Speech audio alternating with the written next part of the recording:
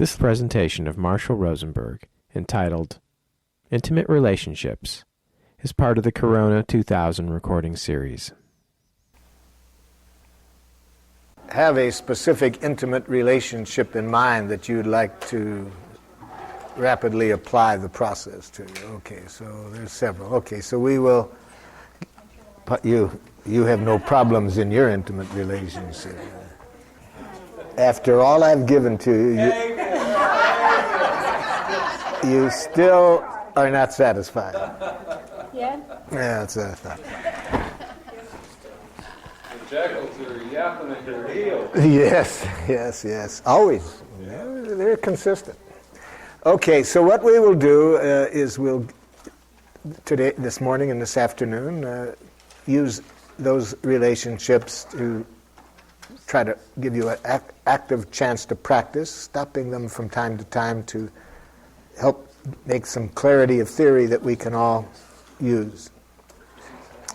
So let me give you about 5 minutes of theory and then a warm-up exercise everybody can do, and then we'll get into the relationships. First, the theory. I'd like to get clear how I use the word love. It's to me obviously a very important word. If all of the basic religions on the planet kind of stress this concept, it obviously has been important for us as human beings for a long time all over the planet. And I tried to figure out why several years ago, every time I heard the word love, I wanted to vomit. And I realized that I had gotten exposed to such a disgusting and tragic definition of it in the culture in which I grew up. So let's, just real for fun, just the first thing that pops into your mind, love is what? Write it down. What is love? So real quick, let's just hear a few of these. What is love? Yeah. Feeling full. Feeling full. Joyful. Joyful. Making someone else's needs as important as your own. Making someone else's needs as important as your own, yeah. Learning. Laughing and playing together. Laughing and playing together. Hell. Irrational. Irrational. Moment by moment feeling of connection. Moment by moment feeling of connection. Yeah. Power, nurturing, weakness, control, and loss. Ooh. That's your associations. That's what I ask him for. Yes, that's his. Acceptance, caring, desiring the greatest good for the beloved, mystery. For me, the one that I came to aware that was I didn't trust the word love very much is, for me, it was a feeling. It was like a warm, gushy, cuddly, tender feeling, which is what I thought love was. And this threw me off in learning what the major religions had to offer me for a long time, because when I read, love your enemy as yourself, or oh yeah, I'm supposed to have warm, gushy feelings toward Hitler. Forget it. And it's so I thought that if that's what love is, it's bullshit.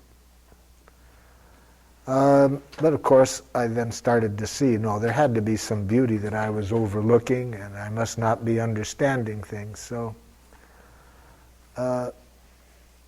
essentially what for me now love is a very precious need. It's a need, a central need of human beings. That's how I use it. It's my definition as I use it. It's a need. But now, because it's such a central, important need, it's real clear, if ever we were clear about present requests. That's one that we need to get crystal clear about, being clear what we want from other people to meet the need. Because again, in the culture I grew up in, the way I was taught to define the actions to meet this need for love were pretty sickening also. just the music. If you listen to the music, I ain't nothing without you, baby, and it was like love almost always meant not to be oneself. One was to be a slavish appendage to this other creature, dependent on this other. Had dependency all mixed up, a lot of scary stuff in it. So it took me a while to get clear, what actions do I want from other people to meet my need for love?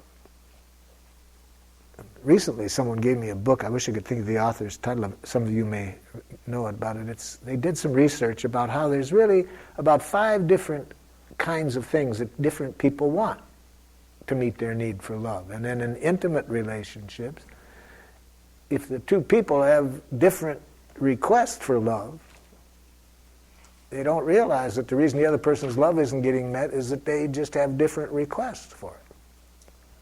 So, let's imagine that someone asks you the most wonderful giraffe question, a central giraffe question. What could I do to make life more wonderful for you? And specifically, please tell me what I could do to meet your need for love. So, assuming that for a while you're willing to go with my definition of the word love as a need, so if somebody wanted to know what they could do? I would like to know if the other person really loves me, he knows what would make me happy. Why I have to tell him this? It's really, at the beginning of our relationship, he exactly knew what made me happy. So what would keep this person from just knowing what you want so you don't have to say it? Just he knew it at the beginning of the relationship. So you're saying then that your request would be for this person to keep on knowing it without you having to say it. Yeah. Yes, this is the most frequent request that I think people have of love, that you just somehow intuit and always do it. And the divorce lawyers they love that definition.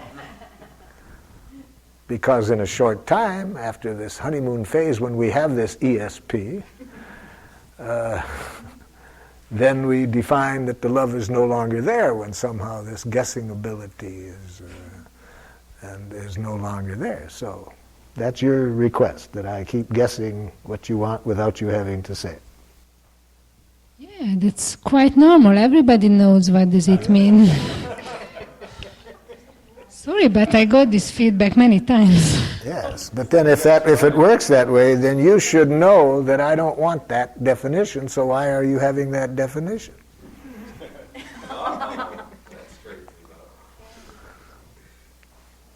I'll give you a few moments for round 2. So, how would you answer the question right now? Yes, what would you want the other person to do to meet your need for love? I think a couple of things that I would like to see. Yeah. Would be caring. Not doable. It's got to be a doable request. So that's one of the most frequent thing that gets in the way of intimate relationships, asking for something that isn't doable. Again. Here, making requests that are not doable, like if you want to really mess up a love relationship, define your thing that the person has to have certain feelings for you. Make me happy. Not doable. Because when we get to the detoxifying the concept of responsibility, of course, it's real important to be conscious that your partner can't make you happy or sad. They can't hurt you or make you angry. Can you be happy? You want the other person to be happy. Not doable. So what are doable requests that would meet your need for love? I would like a kiss first thing in the morning when we first wake up and see one another. Now, Greet one another. I'll be a giraffe partner. I could give you the kiss. Can I do it even though I want to kick your ass? Or Yes. does there have to be certain feelings in it? So as long as it can be a toxic kiss, you just don't care what the feelings are behind it. Exactly. Okay, that's doable then. Even before brushing teeth? Even before brushing teeth.